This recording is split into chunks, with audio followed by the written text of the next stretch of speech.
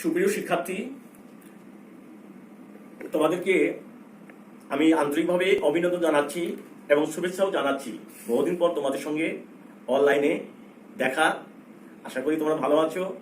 আজকে আমি অনলাইন পাঠদান কার্যক্রমের অংশ হিসাবে বগুড়া জেলা স্কুলের ছেলেদের জন্য সপ্তম শ্রেণীর বিজ্ঞান বিষয় নিয়ে আলোচনা করব।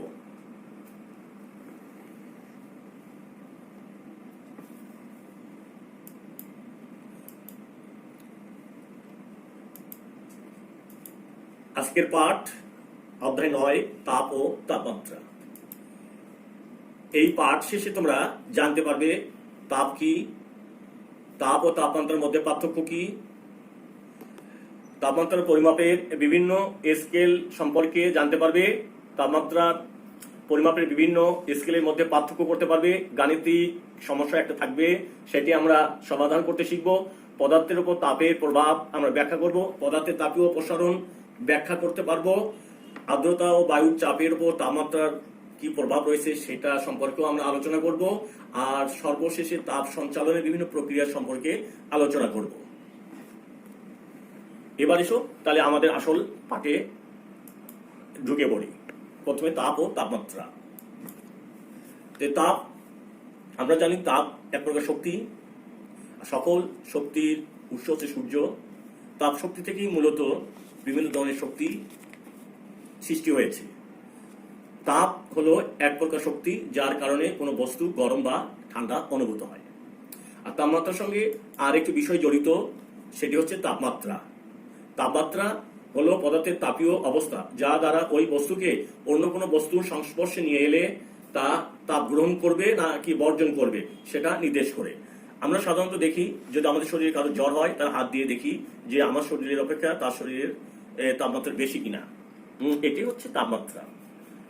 তাহলে আমার ঠান্ডা শরীর আর হচ্ছে যার জ্বর হয়েছে তার গরম শরীর। তাহলে গরম শরীর থেকে ঠান্ডা এই হচ্ছে এই আমার বা তোমার দিকে প্রবাহিত হবে। এরপর আমরা তাপের বৈশিষ্ট্য বা তাপের ধর্মগুলো নিয়ে কথা বলি। তাপ এক প্রকার শক্তি যা আমরা পূর্বেই আলোচনা করেছি। তাপ গরম বা ঠান্ডার অনুভূতি জায়গায়। তাপ পরিমাপক যন্ত্রের নাম হচ্ছে ক্যালোরিমিটার। ক্যালোরিমিটার সাহায্যে আমরা তাপ পরিমাপ করে থাকি।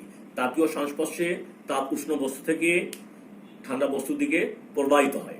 কোনো বস্তুতে তাপ প্রয়োগের ফলে বস্তুটির উষ্ণতা, ভৌত অবস্থার পরিবর্তন এবং রাসায়নিক ধর্মেরও পরিবর্তন ঘটে থাকে। আমরা এগুলো নিয়ে বিস্তারিত পরবর্তীতে আলোচনা করব। তাপ পরিমাপের আন্তর্জাতিক একক হচ্ছে জুল, তবে এর ব্যবহারিক একক ক্যালোরি বা কিলো ক্যালোরি রয়েছে।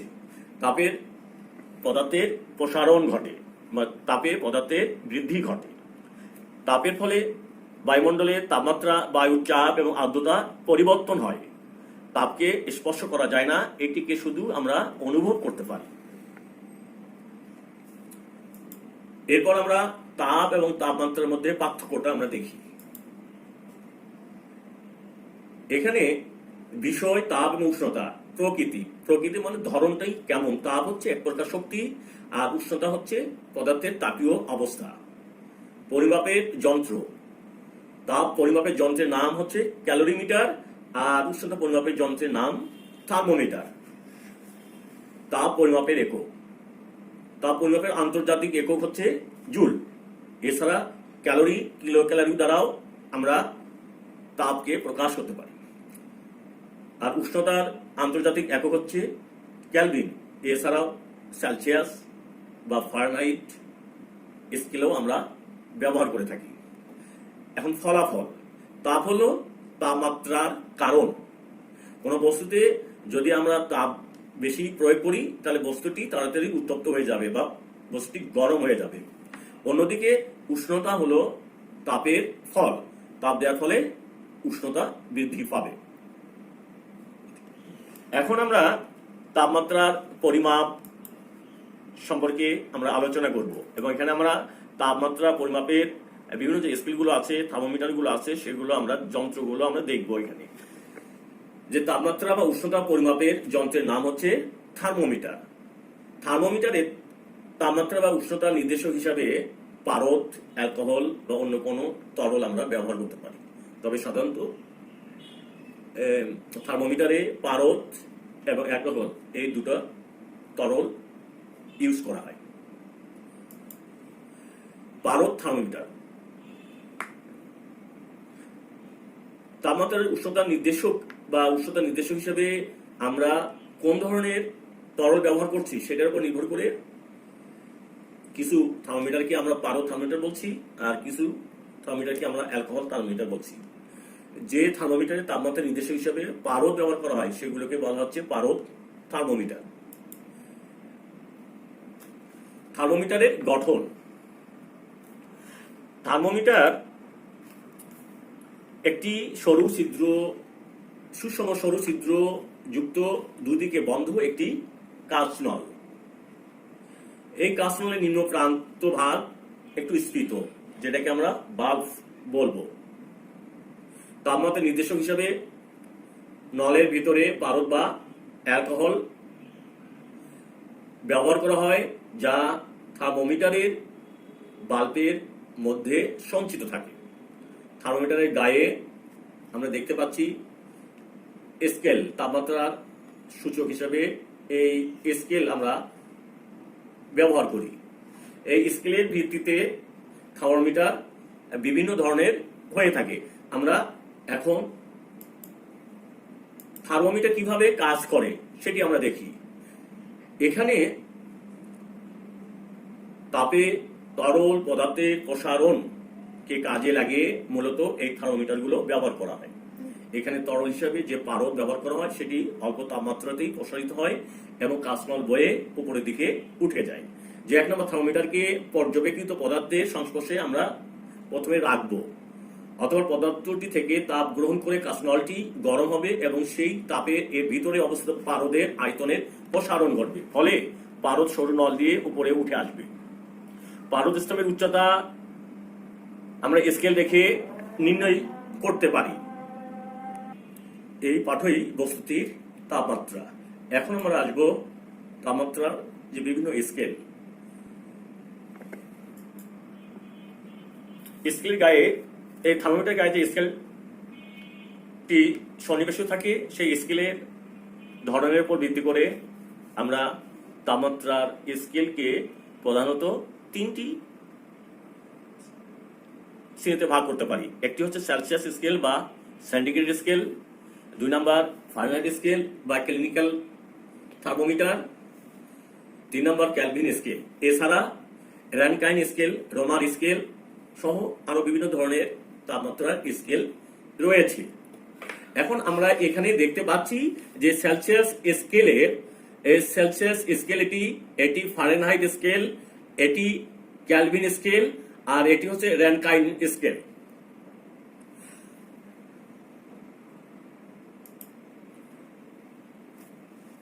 আমরা স্কেল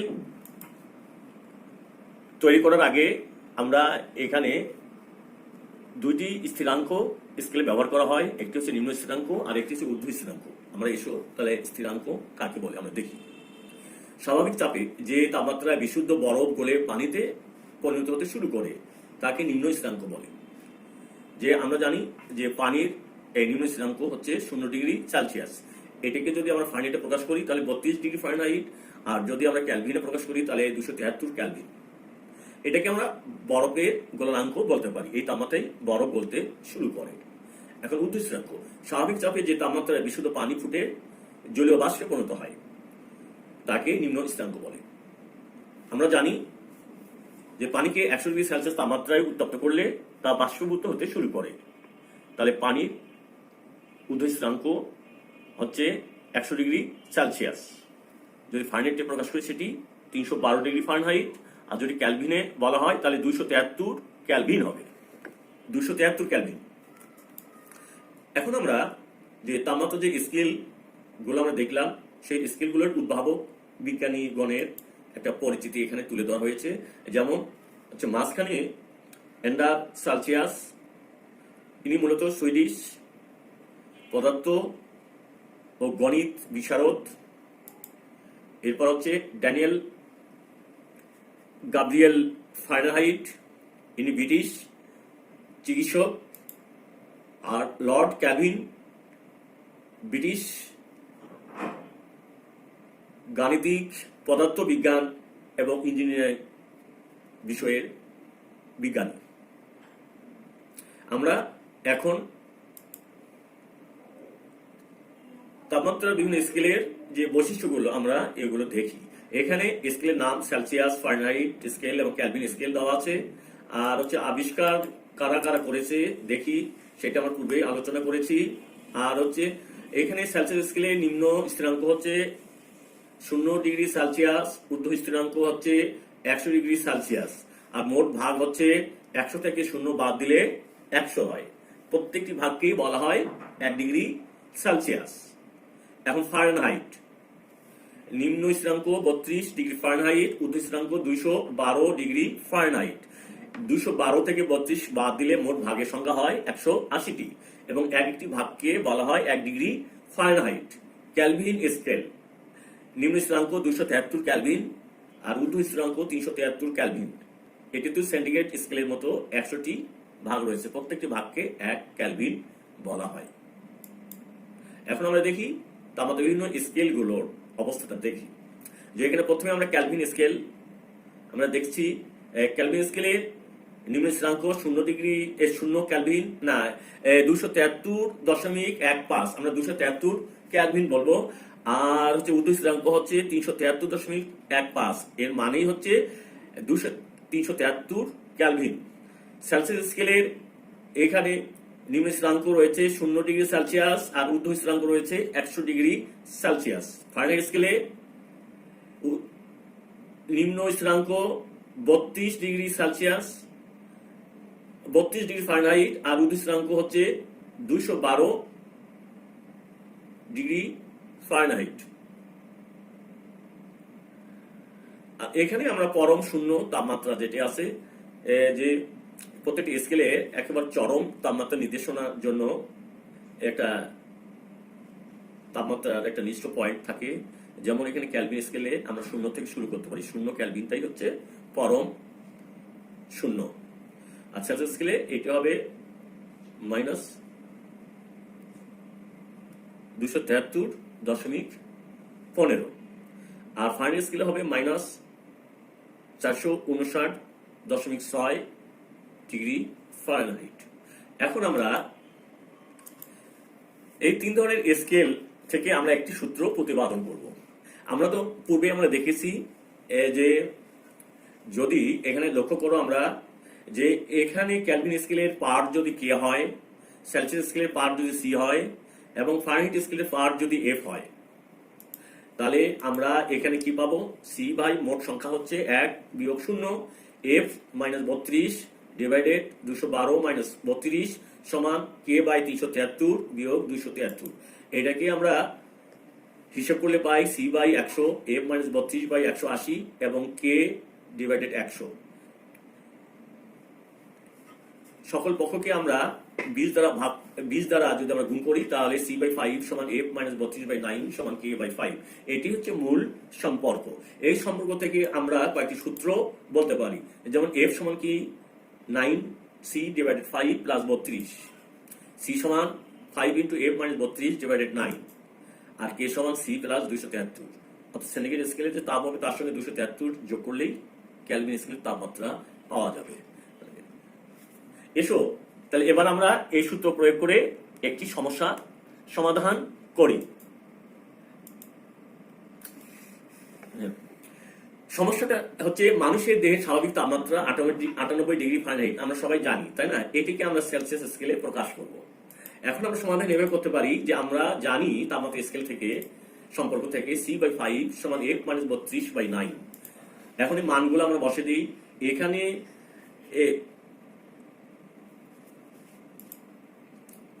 এফ এর মান হচ্ছে 98 বিয়োগ 32 ডিভাইডেড 9 ইন্টু 5 সমান 5 গুণ 66 বাই 9।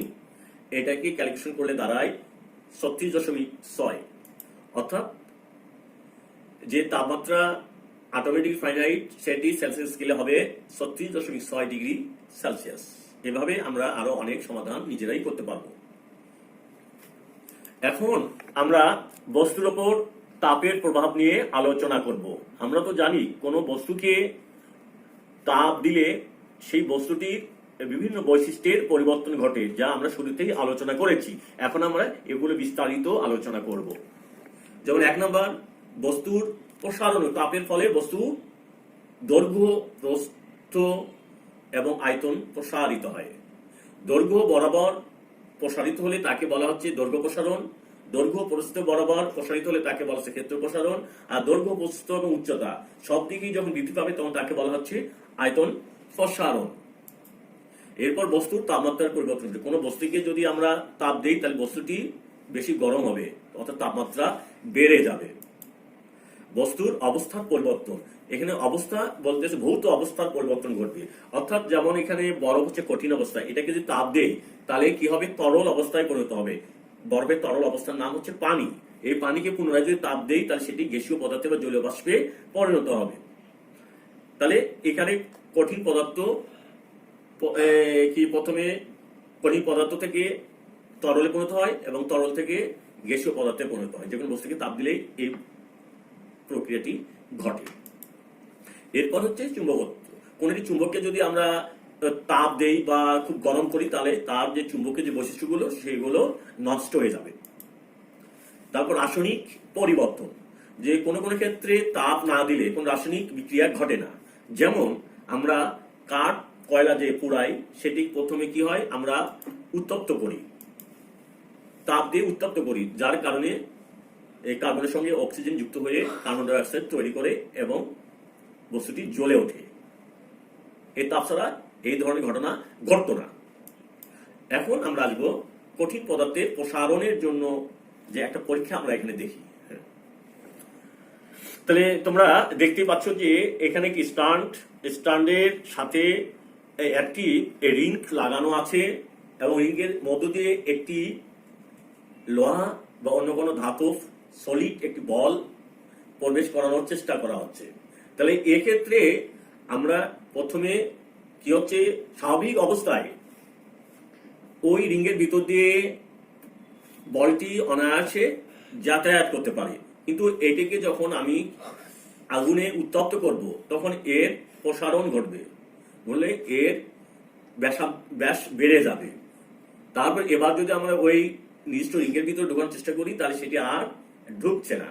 এ থেকেই বলা যায় যে কঠিন পদার্থ তাপে প্রসারিত হয়। এখন আমরা আসবো, এখানে আমরা দেখি যে এখানে তাপের ফলে পানি বাষ্পীভূত হয়ে জলীয় বাষ্পে পরিণত হচ্ছে। আরেকটি দেখি যে এখানে তাপ দেওয়া হচ্ছে, এখানেও একই যে তরল পদার্থ ধোঁয়ার মতো তৈরি হচ্ছে, মানে জলীয় বাষ্পে পরিণত হচ্ছে। আর এখানে যে মেরু অঞ্চলে যে বরফ আছে অতিরিক্ত তাপে এগুলো গলে সমুদ্রের পানিতে মিশে যাচ্ছে।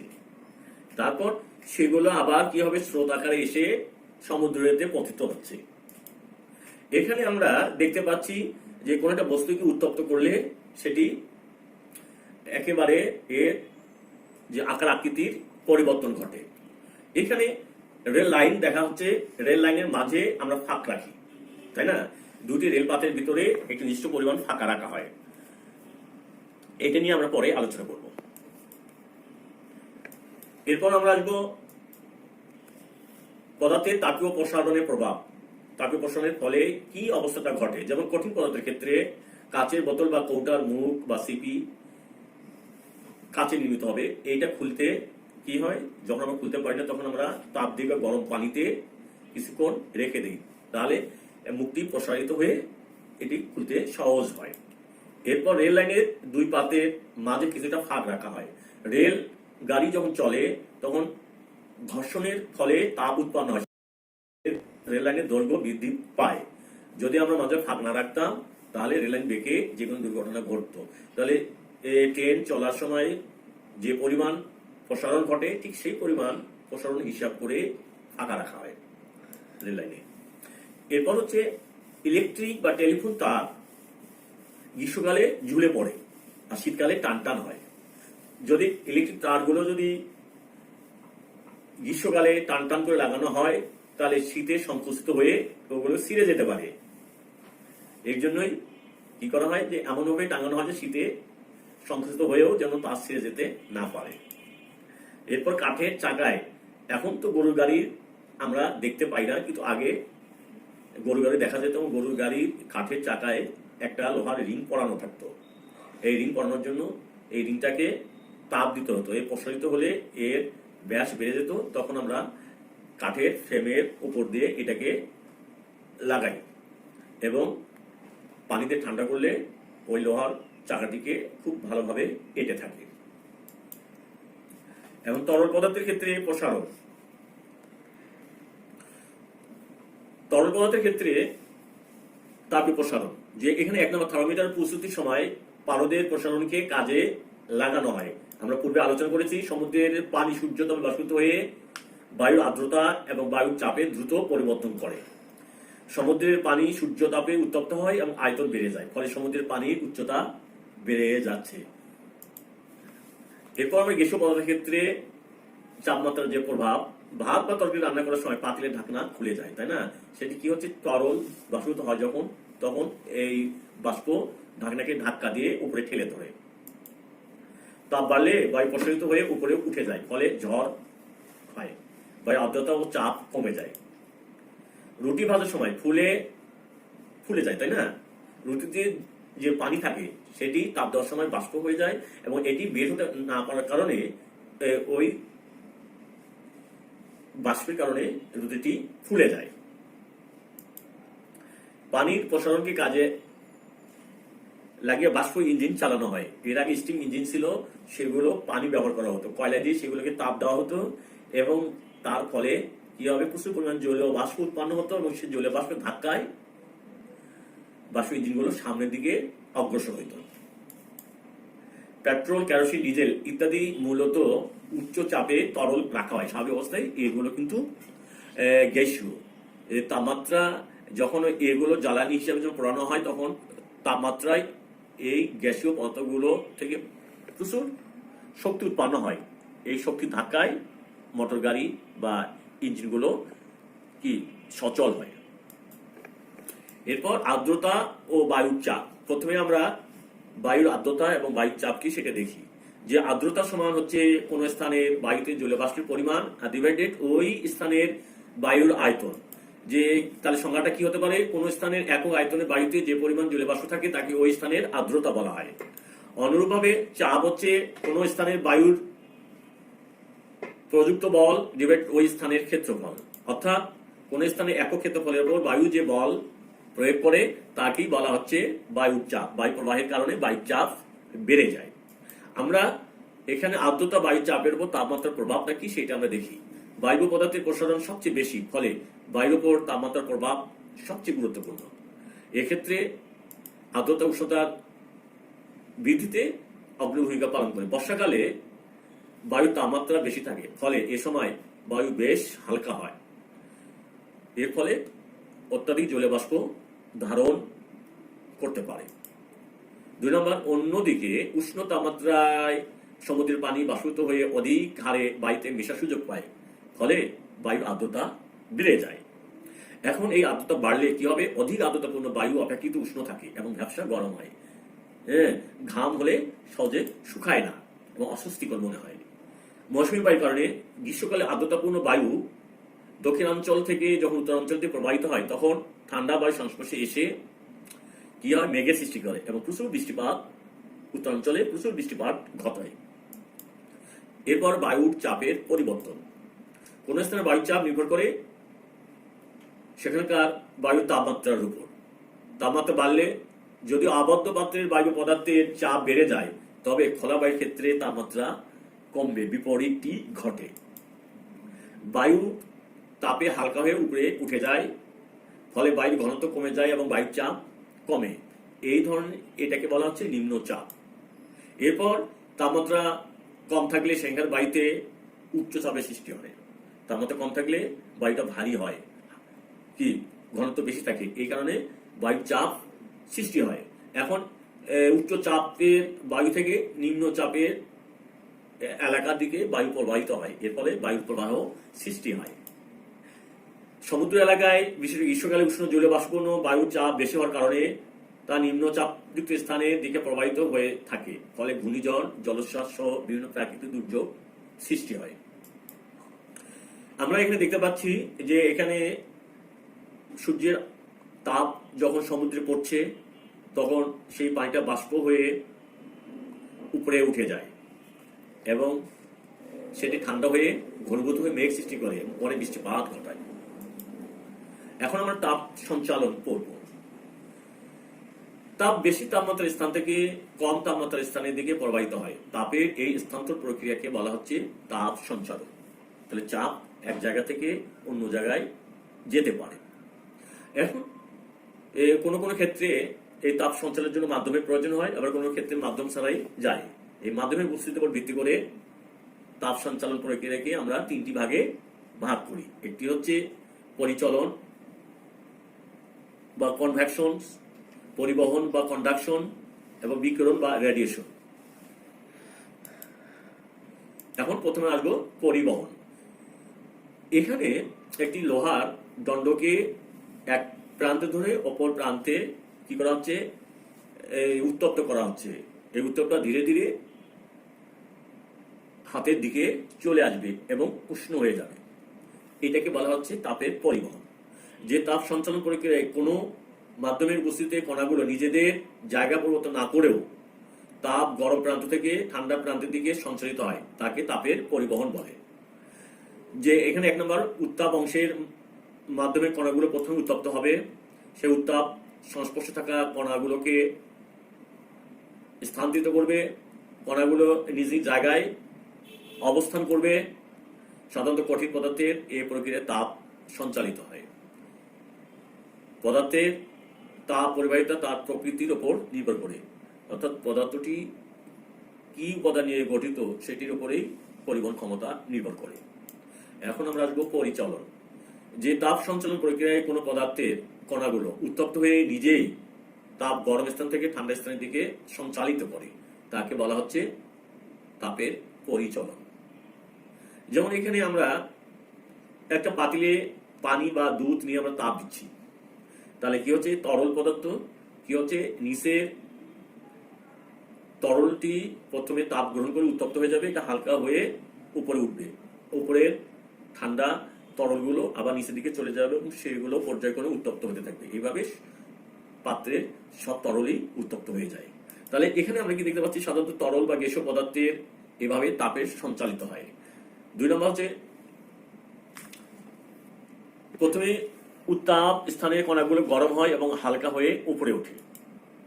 উপরে ঠান্ডা অংশের কণাগুলো নিচে নেমে আসে এবং তাপ গ্রহণ করে উত্তপ্ত হয় এবং উপরে উঠে আসে। এভাবে পর্যায়ক্রমে সকল কণাই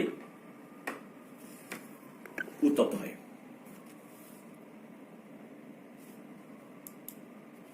এখন আমরা আসবো তাপের বিকিরণ। তাপ সঞ্চালন প্রক্রিয়া কোনো মাধ্যম ছাড়াই সরাসরি তাপ গরম স্থান থেকে ঠান্ডা স্থানের দিকে সঞ্চালিত হয়, তাকে বলা হচ্ছে তাপের বিকিরণ বলা হয়। এক নম্বর হচ্ছে যেখানে মাধ্যম নেই সেখানে তাপ এই সঞ্চালনের একমাত্র উপায়। তবে মাধ্যম থাকুক আর না থাকুক, বিকিরণ প্রক্রিয়ায় তাপ সঞ্চালিত হতে পারে। সূর্য থেকে তাপ পৃথিবীতে এইভাবে পৌঁছায়, অর্থাৎ পৃথিবী থেকে সূর্যের মধ্যবর্তী স্থানে ফাঁকা থাকে, সেখানে কোনো মাধ্যম থাকে না। তাহলে এই মাধ্যম ছাড়াই এই তাপ, সূর্যের তাপটি ভূপৃষ্ঠে এসে পতিত হয়। বিকিরণের সময় তাপ তরঙ্গ আকারে সঞ্চালিত হয়। এই তরঙ্গ আকারে তাপ সঞ্চালিত হচ্ছে। সাধারণত যেসব পদার্থ তাপ বিকিরণ করে তাদেরকে বলা হচ্ছে বিকিরক। সূর্য থেকে যেহেতু তাপ বিকিরিত হয়, কাজে সূর্য হচ্ছে একটি অন্যতম বিকিরক পদার্থ। এছাড়াও পৃথিবী দিনের বেলায় সূর্য তাপে উত্তপ্ত হয়, কিন্তু রাত্রির বেলা সেই তাপটি বিকিরণ করতে থাকে এবং এর ফলে রাতের বেলাও গরম অনুভূত হয়। তাহলে এই জন্য পৃথিবীটাও একটি বিকিরক পদার্থ। এছাড়াও কিছু কিছু পদার্থ রয়েছে যেগুলো তাপ শোষণ করে উষ্ণতা ধরে রাখে এবং বায়ুমণ্ডলের তাপমাত্রা বাড়িয়ে দেয়, যেমন কার্বন ডাই অক্সাইড, জলীয় বাষ্প, মিথেন গ্যাস, এগুলো তাপ শোষণ করে। অবশ্য পৃথিবী নিজেও তাপ শোষণ করে, যার কারণে পৃথিবীর বায়ুমণ্ডল উষ্ণ হয়।